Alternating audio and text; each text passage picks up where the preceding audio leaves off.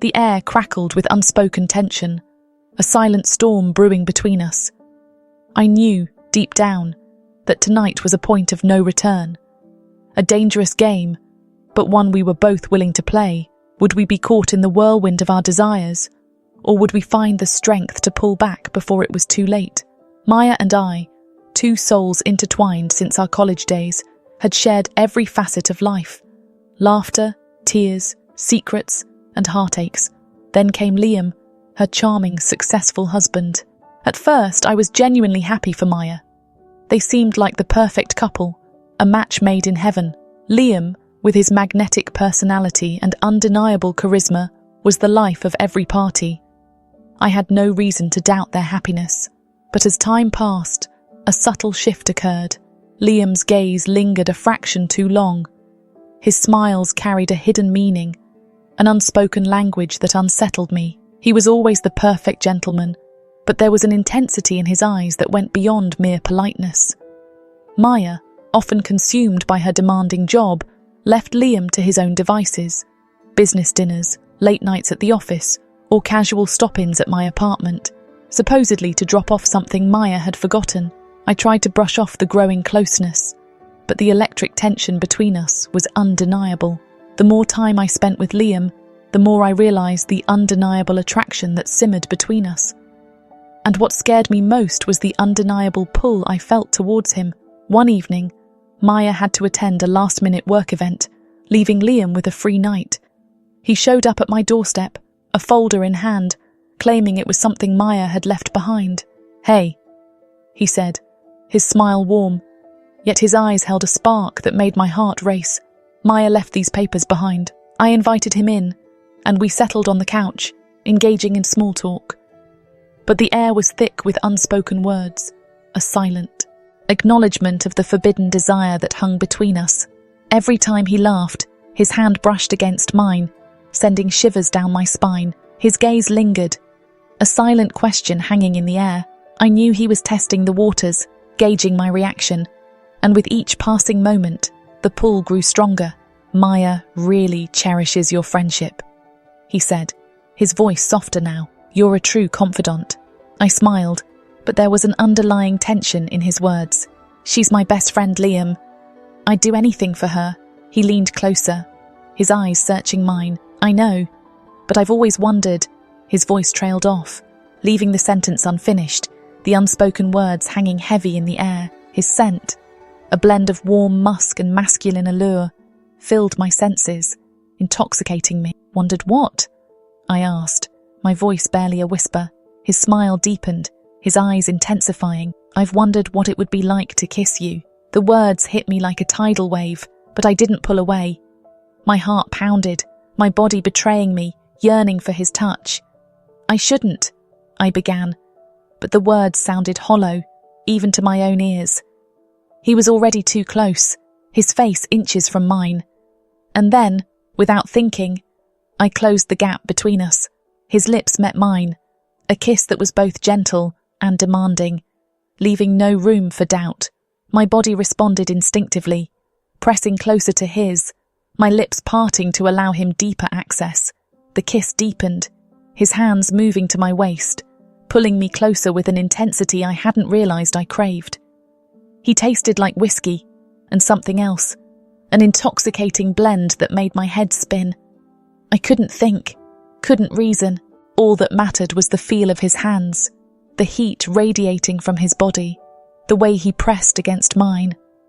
I was on the verge of losing control, my breath shallow, my heart pounding. He could feel it, knew the effect he had on me. He broke the kiss, his forehead resting against mine. "Are you sure?" he whispered, his voice rough. I couldn't speak, my body answering for me. "You don't have to say anything," he murmured, his voice husky. "Just let me make you feel good." I nodded, my pulse racing.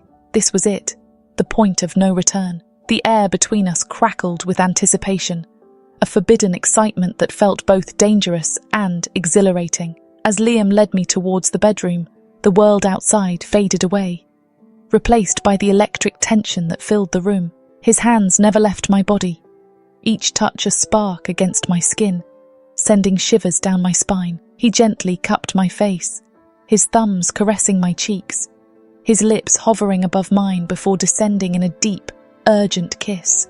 It was more than just a kiss.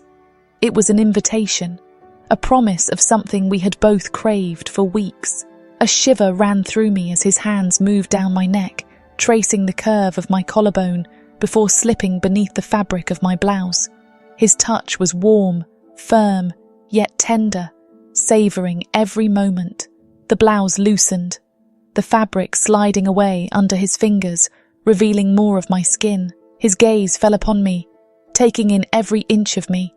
His eyes filled with admiration and desire. He stepped closer, his body radiating heat, making my pulse quicken. His stare was intense, as if he were memorizing every detail of me. "You're beautiful," he whispered, his voice soft yet intense.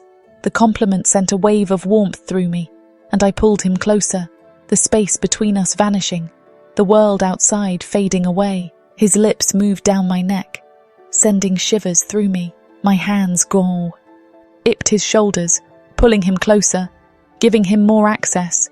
His touch was everywhere, gentle yet insistent, making my heart race and my body ache with anticipation.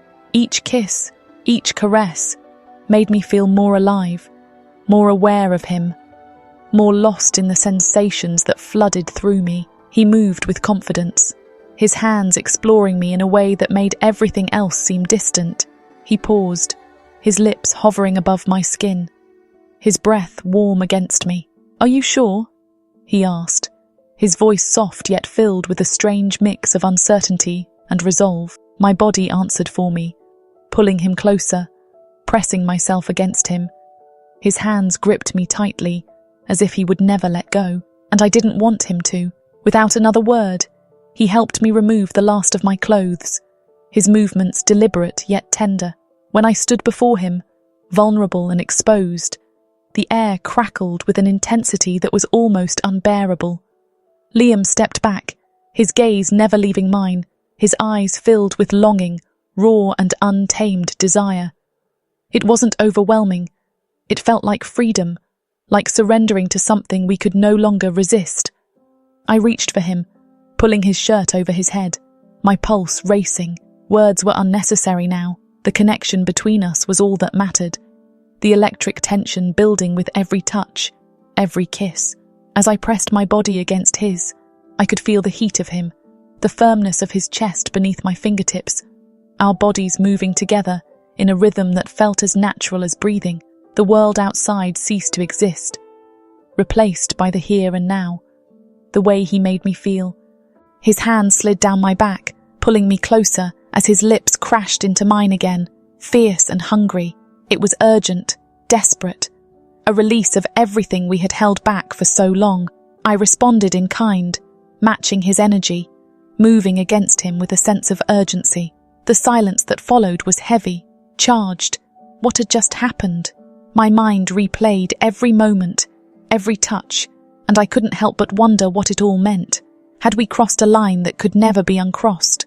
As I glanced at Liam, I saw the same unreadable expression on his face. Was he thinking the same things? Was he regretting it? Or was he as lost in the moment as I was? I didn't know, but I could feel the weight of our actions hanging in the air. What now? What would become of our friendship, of our lives? After this, I had no answers, only a sense that everything was about to change in ways I couldn't comprehend. The aftermath hung in the air, a silent question mark hovering between us. The sheets were tangled, the room still warm with the echo of our shared intimacy. A sense of vulnerability washed over me, a feeling I hadn't anticipated. I turned to Liam, his face etched with an expression I couldn't quite decipher. He was staring at the ceiling, his thoughts a million miles away. I wanted to reach out, to touch him, to break the silence, but the words caught in my throat. What could I say? What was there to say? "Liam," I whispered, my voice barely audible. He turned to me, his eyes searching mine, as if trying to find answers in their depths. I don't know what to say," he admitted, his voice rough. This wasn't planned. Planned or not, I replied, my voice steady despite the turmoil within me. It happened, and we need to deal with it. He nodded, a silent acknowledgement of the truth. Maya, he began, his voice trailing off. Don't, I interrupted, my voice sharp. Don, it'd bring her into this. Not now, he sighed, running a hand through his hair, his frustration palpable. You're right, I don't know what we've done. We crossed a line, I said, my voice barely a whisper. A line we shouldn't have crossed. The silence returned, heavier this time, laden with unspoken regrets and unanswered questions. We lay there, side by side, yet miles apart, lost in the labyrinth of our own thoughts. Finally, Liam broke the silence. I should go, he said, his voice laced with a strange mix of regret and resolve. Maya will be home soon. I nodded, unable to speak, my heart heavy with a sense of impending loss. He stood up, his movements slow and deliberate, as if reluctant to leave. He dressed in silence, his eyes avoiding mine. The air crackled with unspoken words, with a tension that was both painful and undeniable. As he reached the door, he paused, his hand on the knob. I'll call you, he said, his voice barely audible. I nodded again, my throat tight with unshed tears. He stepped out, closing the door behind him, leaving me alone in the aftermath of our shared transgression. The room felt empty, cold, the silence deafening. I curled up on the bed, the sheets still bearing the imprint of his body, the scent of him lingering in the air. My mind raced, replaying every moment, every touch, every kiss. What had we done? What would become of us? What would become of Maya? The guilt gnawed at me, a relentless ache in my chest. I had betrayed my best friend, the woman I loved like a sister, and I had done it with her husband. The tears finally came, hot and heavy, washing over me in waves of remorse. I cried for Maya, for Liam, for myself, for the tangled web we had woven. The next few days were a blur. I avoided Maya, unable to face her, unable to meet her eyes without feeling a wave of guilt wash over me. Liam called, as he had promised, his voice hesitant, unsure. We spoke in hushed tones, our words guarded, our emotions raw. We need to talk, he said, his voice heavy with the weight of our shared secret. There's nothing to talk about, I replied, my voice cold. We made a mistake, and we need to move on. Move on, he scoffed, his voice laced with disbelief. How can we move on? This changes everything. It doesn't have to, I insisted, my voice trembling. We can pretend it never happened. We can go back to how things were. Can we? He asked, his voice laced with doubt. Can we really? The silence that followed was deafening, a silent acknowledgement of the impossible task we faced. We met in secret, our rendezvous brief and furtive, our conversations strained and awkward. The guilt hung between us, a constant reminder of our betrayal. This isn't working, I said, my voice heavy with resignation. We can't keep doing this. I know, he replied, his voice laced with regret. But I don't know how to stop. We have to, I insisted, my voice firm despite the ache in my heart. For Maya's sake, he nodded, his eyes filled with a sadness that mirrored my own. You're right, he said, his voice barely audible. We have to end this. And so, we did. We ended our secret affair, our forbidden love, our tangled web of desire and guilt. We went back to our lives, to our roles, to our pretense of normalcy, but things were never the same. The air between us was charged with unspoken words, with a tension that was both palpable and painful. I watched Maya and Liam, their lives intertwined, their love a constant reminder of my betrayal. The guilt gnawed at me, a relentless ache in my chest. I knew I had to tell her. I had to confess my sins, to seek her forgiveness, to bear the weight of my transgression. But how could I?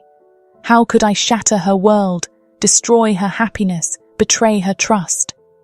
The answer was clear. I couldn't.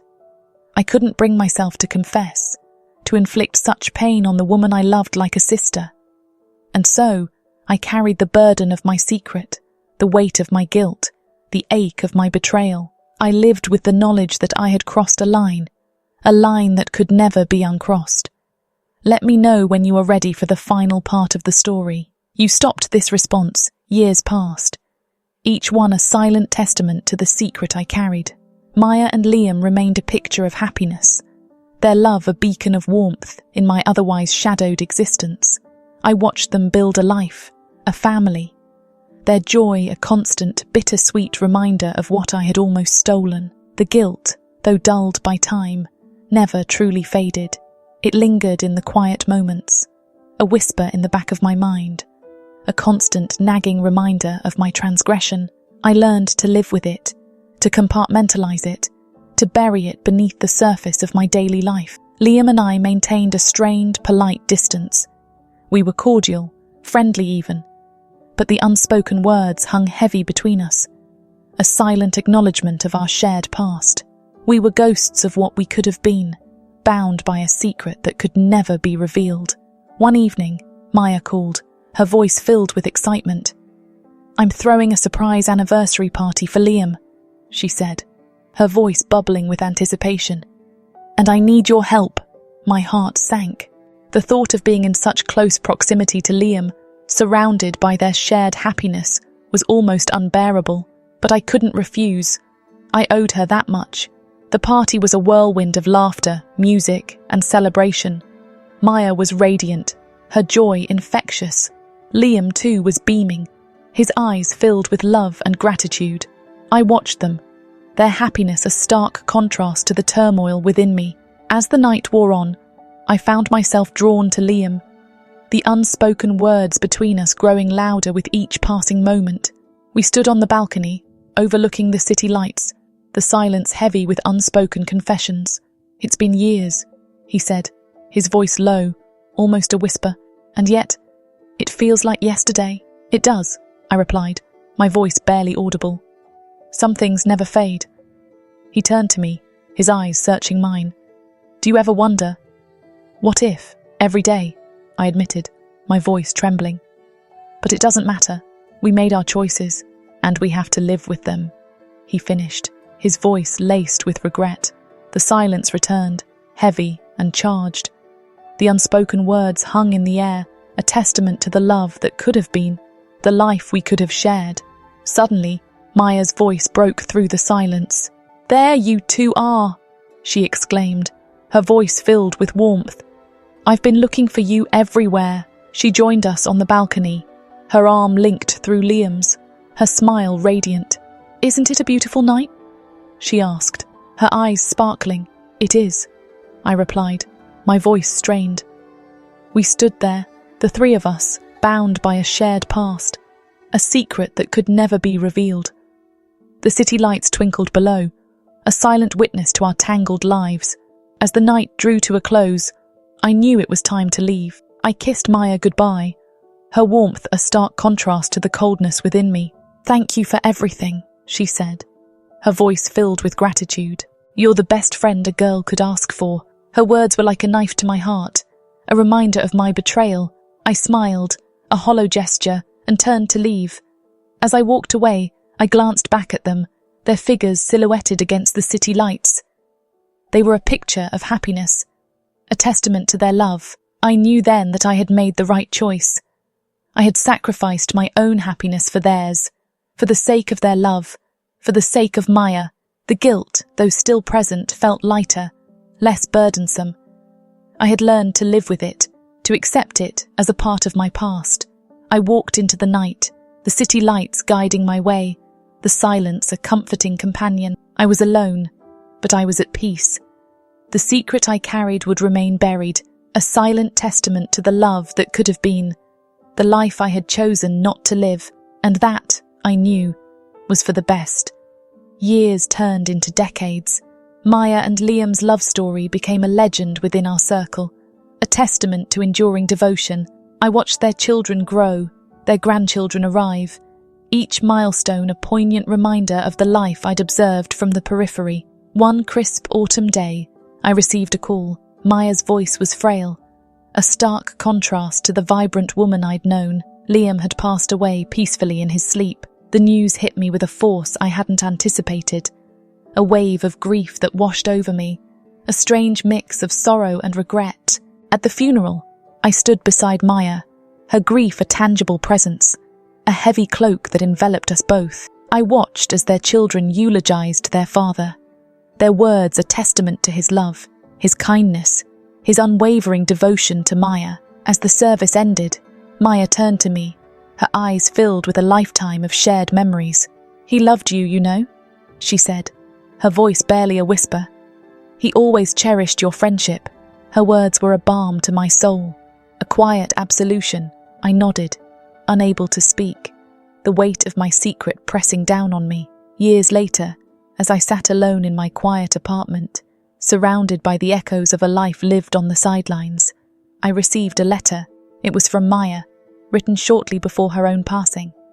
In it, she spoke of love, of loss, of the enduring power of friendship. And then, she wrote of Liam, of a conversation they had shared, a confession he had made in his final days. He had told her about us, about the brief, forbidden affair, the secret we had carried for so long. He had confessed his love for me, his regret for the choices we had made. Maya wrote that she had forgiven him, that she understood the pull of forbidden desire, the weight of unspoken love. She wrote that she had always known on some level that there was something between us, a connection that went beyond friendship. She wrote that she loved me, that she cherished our friendship, that she understood the sacrifices we had made. And then she wrote that she was grateful for my silence, for my loyalty, for my love, grateful that I had chosen her happiness over my own. As I read her words, tears streamed down my face, a release of the guilt, the regret, the unspoken love that had haunted me for so long. I was finally free. The secret was out, the burden lifted, the truth revealed. And in its place, there was only peace, a quiet acceptance of the choices we had made, the life we had lived.